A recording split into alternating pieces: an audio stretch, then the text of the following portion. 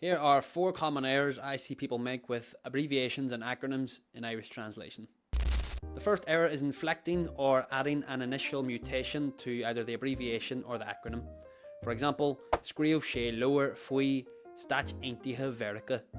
Now, when we abbreviate Stáit Aontaithe Mheiriceá, you can see that there is no lenition added, even though it comes after the preposition faoi.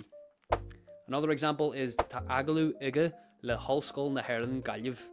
Now, when we abbreviate Hallscoil na hÉireann, you can see that there is no H added before the O, even though it comes after the preposition le. The second is not using the form in of the preposition I. For example, Tá sí ag obair I radio telefís Éireann. When we abbreviate radio telefís Éireann to RTE, you can see that we need to use in instead of I. Also, Tá na €1,000,000 I giste socialta na chorpa. So when we abbreviate giste socialta na chorpa, we can see that we also need to use in, and the G is not put before the letter C. The third mistake is contracting the preposition de and do with obviously the abbreviations or the acronyms.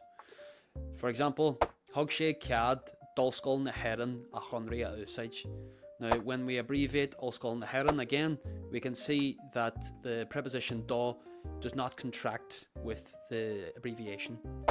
And also, is gré dinslacht hirga I.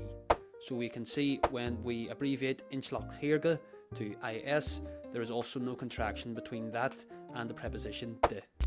The final error is not referring to the abbreviation or the acronym as a male noun in the singular form, regardless of the number or the gender of the words on which they are based. For example, is I feimanacht na servise sláinte a bhfuil freagracht orthaí as cursaí sláinte.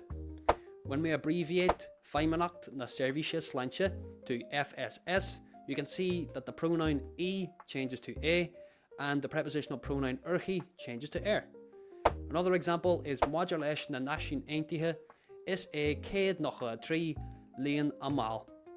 Now, when we abbreviate Náisiún Aontaithe to NA, you can see that the possessive adjective a changes from the third person plural to the third person singular in the male form.